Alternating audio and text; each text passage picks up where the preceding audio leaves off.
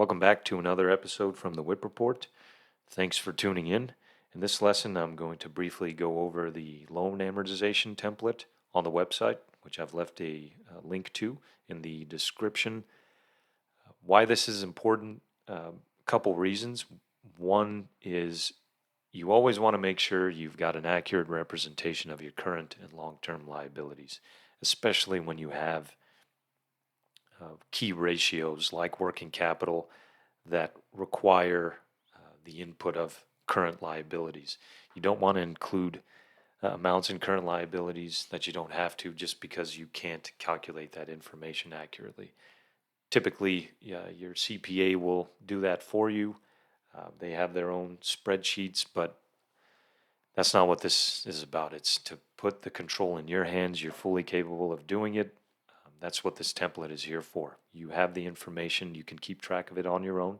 You can copy this tab onto multiple tabs and have a separate tab for each note, but you don't have to wait for your CPA to do this, especially since it takes them time, and that's pretty much wrapped up into the bill you receive for your compilation, review, or audit, so why not do it yourself?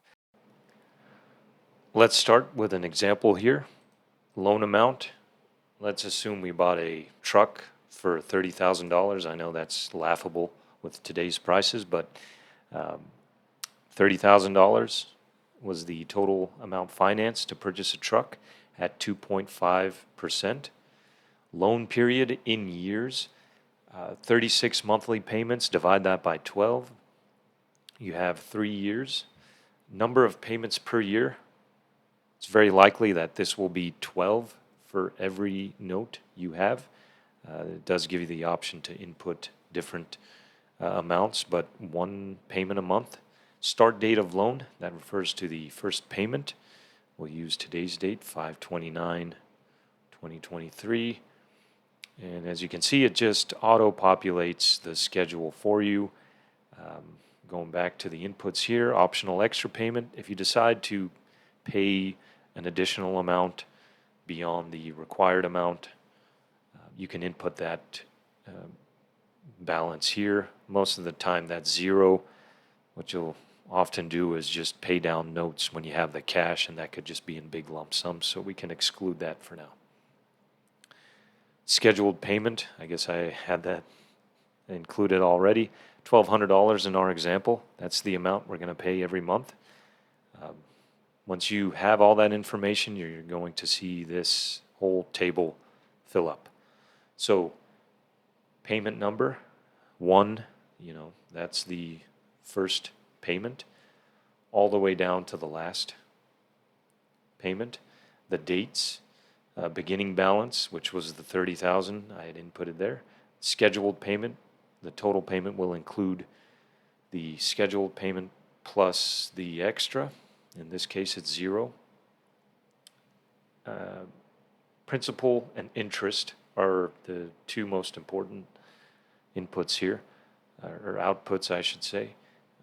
For every $1,200 payment, you have a portion that goes down to pay the principal and a portion that goes to pay interest.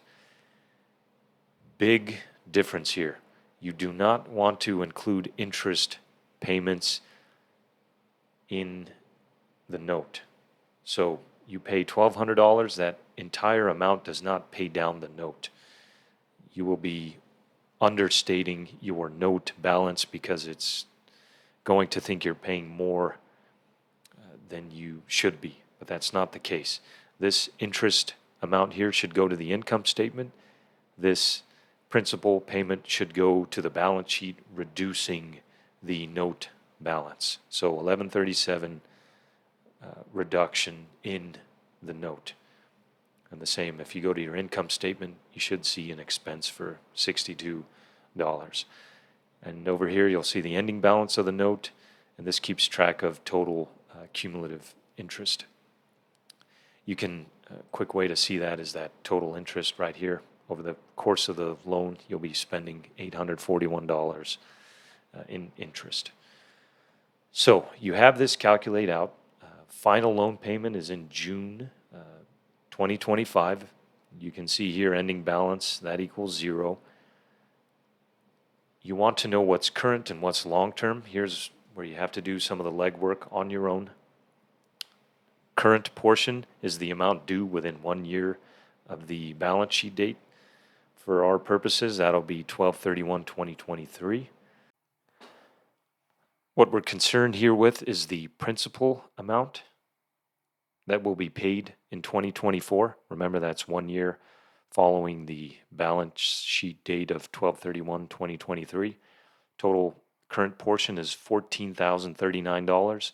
This amount will show up under current liabilities under the line item current portion of long-term debt.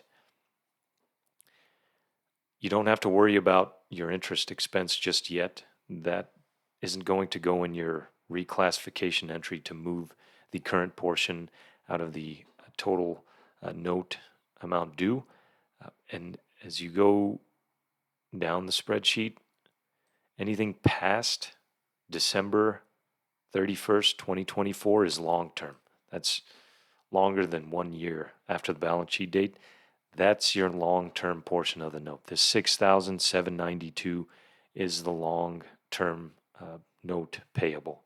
So one note, you have a current portion and a long-term portion.